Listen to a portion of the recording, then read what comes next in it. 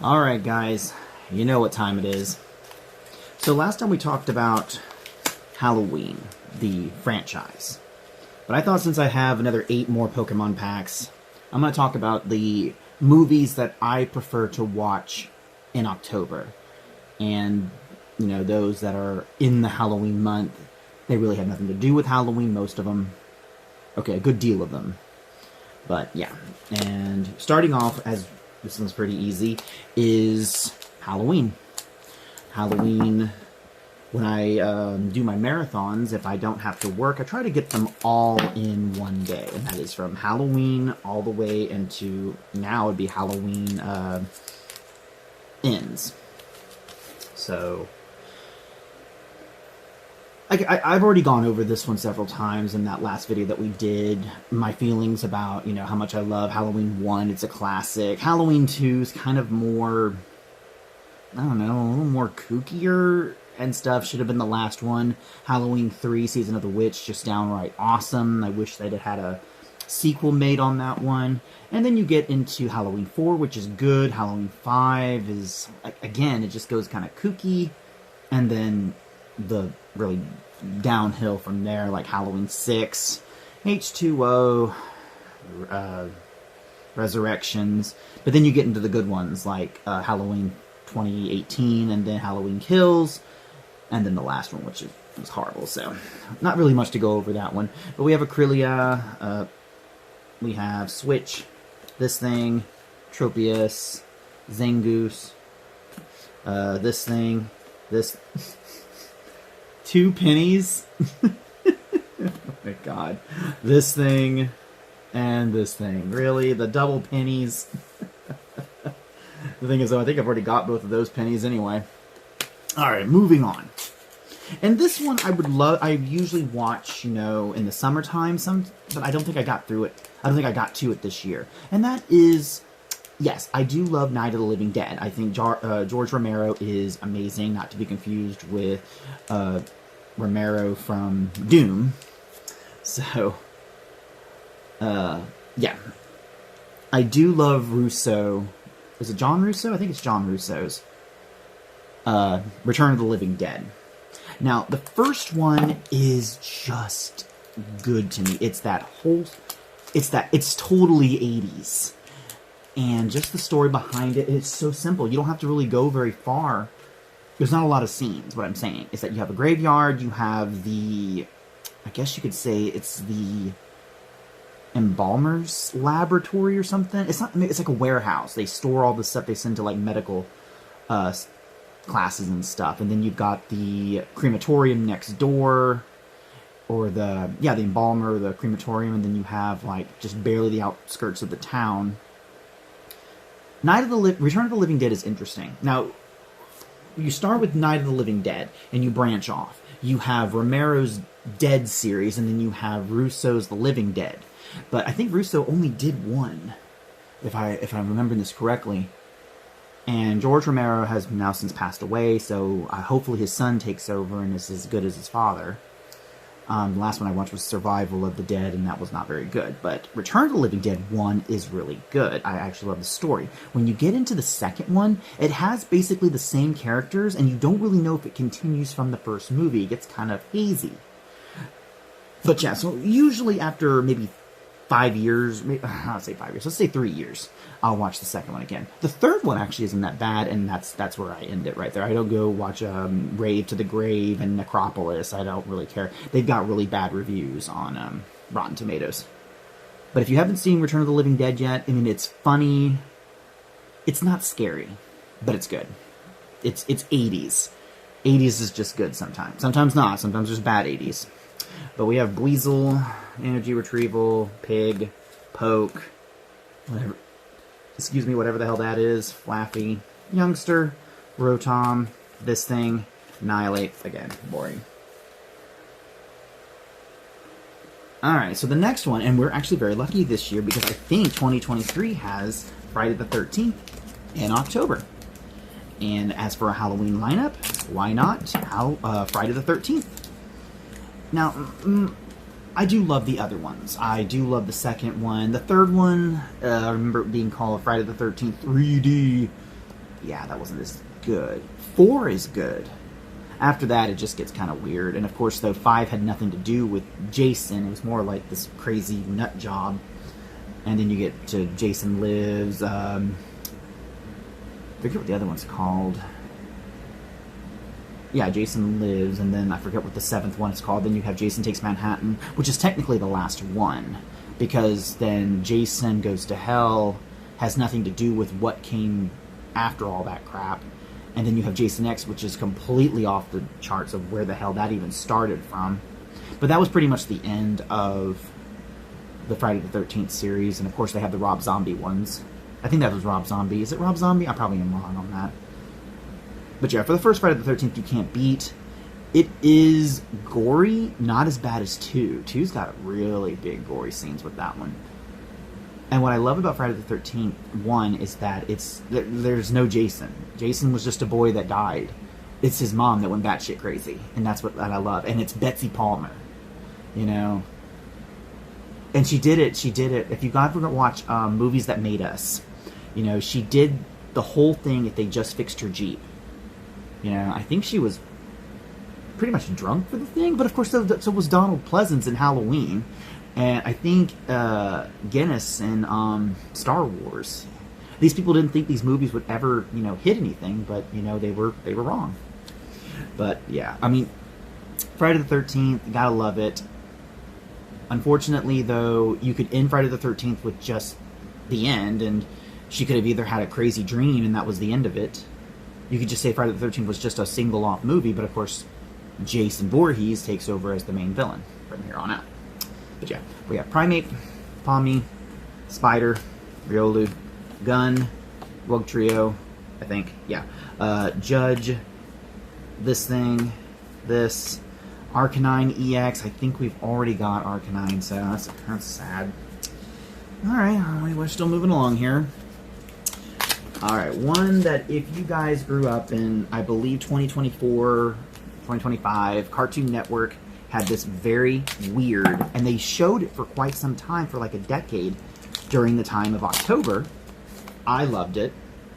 I wish they had continued them. There's only 2 movies. You can call them episodes if you want. And that is Scary Godmother Spooktacular, and you have Jimmy's Revenge, which is the second one. Now, Scary Godmother, I think, has like 6 books or 7 books. I remember seeing them in Books A Million one time. I didn't get it. It was all the illustrations. I really wish... I mean, you can probably get it off of Amazon now. It is so... It's crappy, guys. It's crappy 3D animation, but I love it. It's not as bad as when you look at some of the reboots. Reboot was good for its time because, you know, it actually did look good, but it was weird to look at sometimes, like Beast Wars. But Scary Godmother just looks like it was made for the time that Reboot came out. Like, it was that really experimental, computerized art. But I love it. And the whole premise is, you know, these 4 kids, and the main one being the bully, who has a very deep, deep voice and everything. Does not sound like for his age, and he's got his little cousin. It's not his sister. It's his cousin, yeah. And, you know, she's going out trick-or-treating, I guess for the first time. She's scared of monsters, and they play a prank on her and lock her in a haunted house. Scary Godmother comes and brings her to her house, where she meets all the monsters that, you know, don't scare her. And Jimmy's Revenge picks up after, you know, the monsters scare the big kids and everything.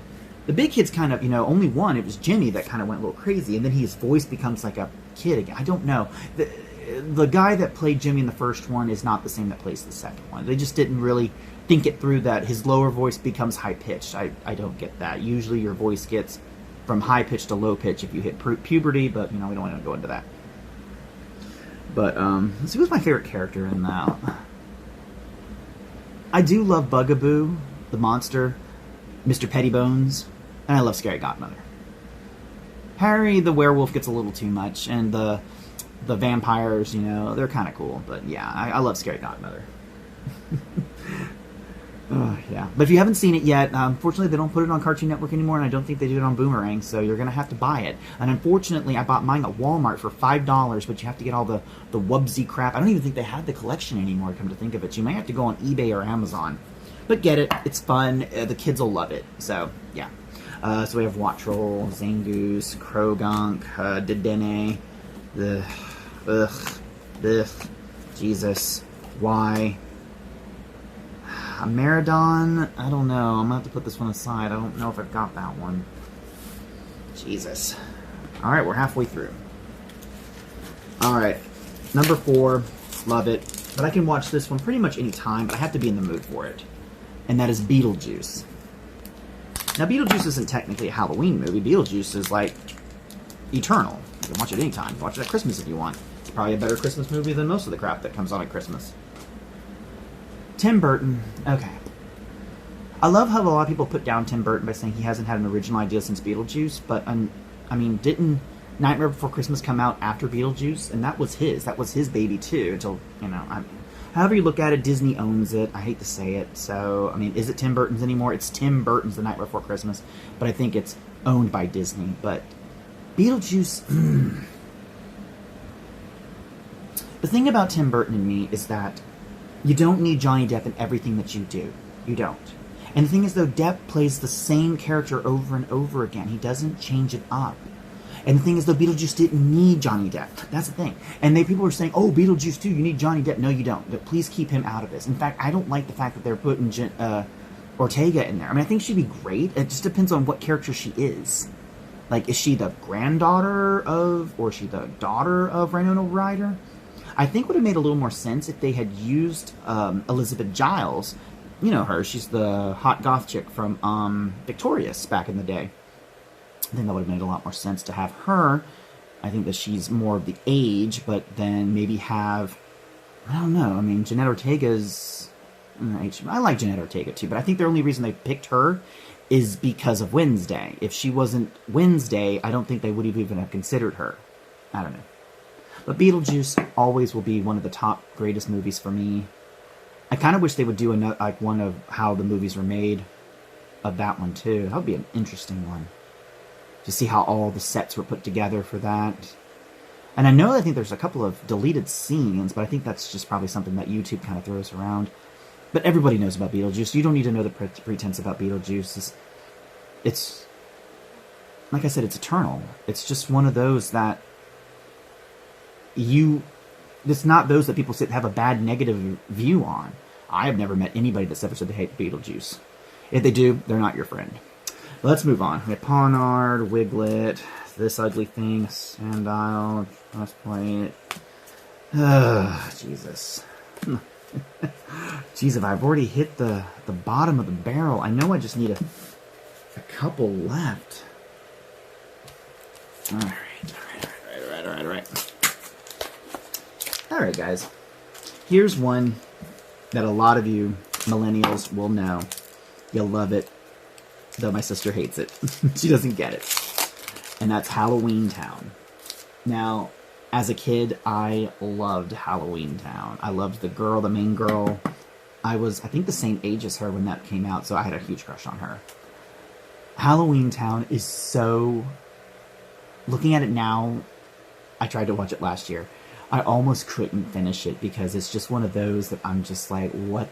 The acting is so subpar. You have Debbie Reynolds in it, and she is so good. But it is so over the top and it just sucks. I don't know how to describe it. You'll love it. I love it, and I still will. And I actually prefer Calabar's Revenge over Halloween Town. And then you could go to like Halloween Town High, which doesn't. I don't think it has. I think it has the same girl in it. And then there was another one that they did. I didn't really care for them when they came on Disney. I only cared about Halloween Town and Calabar's Revenge, which I do have both of them. I don't have the other two, which I don't think they included. It's like Jaws 3. Nobody includes that one. And sometimes Jaws the Revenge, that nobody ever gives a damn about that. But the pretense is so simple, and it so reminds me of Hocus Pocus. It has that 90s vibe to it. Whereas Hocus Pocus had a lot more budget, whereas Halloween Town, you could definitely tell they didn't have a really big budget. As big as Hocus Pocus, of course not. I mean, you had Bette Midler versus Debbie Reynolds. I don't know, that's kind of a hard battle. Two witches together. I don't know, I would have loved to have seen that. Shame they couldn't do that now. I didn't include Hocus Pocus on this because I do love Hocus Pocus. I cannot back the second one. It was such a haphazard script. It didn't make any sense to me. It was just fan base, and that's all it was. It was unnecessary. Whereas if you look at Calabar's Revenge, you could have ended it there. You didn't need the other two movies. But yeah, oh God. And I will watch it. I will watch it this year, I promise you. But let's move on. We have Shroomish, Minky, yeah, Cross. This thing. I do like that Drowsy, but I don't think that's one of the special illustrated ones. I don't think I've got Great Tusks, so I'm going to put him in the special pile. I actually want to put that Drowsy in the special pile, too, because I don't think I've got that Drowsy. We got 2 left, guys. Now, here's one from the very early 90s that a lot of you may have never, ever heard of before, but if you are a fan of Jim Varney, you know what I'm talking about, and that is Ernest Scared Stupid. Probably one of the first Halloween-based movies that I fell in love with, and watched every day from October 1st to Halloween. And being a Jim Varney fan, I think Ernest Goes to Camp is still my favorite. Ernest Scared Stupid would be second. Ernest Saves Christmas is good. Ernest Rides Again is a good one. But like I said, most of these I have not seen since I was a kid, so the only one that I keep up with is Ernest Scared Stupid. And total 90s. Total 90s. You have Eartha Kitt as a crazy old lady. Isn't that awesome? By the way, if you ever, watch some Drunk History, look up Eartha Kitt and Lady Bird Johnson. It is so hilarious bad what that woman did to Eartha Kitt. But, Eartha Kitt, don't give a fuck, so. But Ernest Scared Stupid. This one is probably the best because I think it has the best acting in it. The kids are great. They don't overhype their roles. Jim Varney is so good as, of course, he's Ernest. You have Rimshot, the mayor being a dick. You had the bully. Actually, everything has to have bullies in it. And they're always like what people call the Stephen King bullies. Not like the violent Stephen King bullies, but, it's just like the stereotypical bullies. The sheriff's okay. He's kind of like the dimwit sheriff, who doesn't listen to his kid. And I have to say, the props department doing the troll and the tree is fantastic. There's not one bit of that movie, except for maybe the scene where Rimshot gets turned into the piece of wood by the troll, and Ernest gets down on himself, and it's just kind of like that tingling, tinkling kind of music and everything. You're just like, okay, let's get it back moving now. I get you have to have that kind of sadness to it. But yeah, move along. And he does kind of fix that by saying, someone with a runny nose is gonna die. Which is actually, that's, for Ernest, that's pretty violent. Definitely not one for kids. I would not suggest Ernest Scared Stupid for, early kids. Preteens, maybe. But let's move on. We have one left. We have Flittle, Viper, Houndor, this thing, him, Cacturn, another one of these, Staravia, Skidoo. Wow. Alright, we have one left. Anything good coming from this one? Well, as we wrap up, there's only one movie I watch one time a year, only once. I will watch Halloween a lot. I try not to watch Halloween a lot because I don't want to get sick of it before the marathon. A lot of you may not know this one, and I was thinking about it myself. Like I said, I only watch it one time, and I remember watching it when it first came out when we were living at the old house. And my sister had read it in a magazine. We had saw it somewhere, I think on ABC. Understand, this was like the very mid-90s maybe. And it's a cartoon called The Halloween Tree. And it has Leonard Nimoy in it, written by Ray Bradbury. And it's just basically these 4 kids interfere with the Grim Reaper taking a soul. And he teaches them about Halloween through the years, which is kind of interesting because I don't know where a lot of this is based from. They go to Egypt, they go to medieval Europe, they build Notre Dame. You have to watch it. I can't explain that to you. And then they end up in Mexico with Day of the Dead. And in the end, they save their friend by, I guess, sacrificing a year off of their death. So a year before they die, they sacrifice that to save their friend, which is only 4 years. if you think about it. I never got the ending of that. I do love this movie because it's just one of those that wraps up October for me and goes into November. And as I've said before, you could watch Halloween 2 November 1st because Halloween is basically over when Laurie Strode goes to the hospital. So you could add Halloween 2 as a November 1st movie, but that's beside the point. But the Halloween tree, like I said, usually when I get home from work or, you know, I'm done, if I don't have work that day, that's the thing that I watch before I go to bed. And it's just one of those movies that has stuck with me for over a decade. When I got to see it again on Boomerang back in 2010, maybe it was a bit sooner than that, I can't remember. It's just one of those that is good. It's not, it is hokey. Everything is hokey about in the 90s, but I love it because I love Leonard Nimoy as Mr. Moundstroud. And of course, it's Leonard Nimoy. You know, it's like knowing that the Joker is played by Luke Skywalker. You know, it's just so fascinating. And just like in Leonard Nimoy's in Kingdom Hearts, unfortunately, he didn't get to finish his role in Kingdom Hearts, sadly, because we lost him some years ago. But I can't forgive Square Enix and Disney for not keeping the voices consistent. They've had 3 of them that they couldn't keep consistent, but that's a whole different thing. Halloween Tree, you can watch it on YouTube. I got mine for $5 on Amazon, which I think you can only find them on Amazon now. They're on DVD, but don't expect to find anything else like on that disc. There's no special features. There's no history on it. Maybe we might do a deep dive on that one day. I don't know. But let's see what we got. Rare Candy, Dog, Rat, Cone, Go, Fortress, Helm, Tarantula, Electric Gun, and Kelfkey. Well, that's it, guys. I don't know if these are even worth it. I know I don't have Great Tusks, and followed by Miradon, and then that weird-looking Drowsy. I'm pretty sure I have him. I have to have him. I don't think he's a special illustrated one anyway. But that's it, guys. That is all for now. We'll get some more cards, and I will bore you again with more of my bitching that I have not completed the first base set of, what is this now, Scarlet and Violet. And that's it. I will see you next time. And happy Halloween.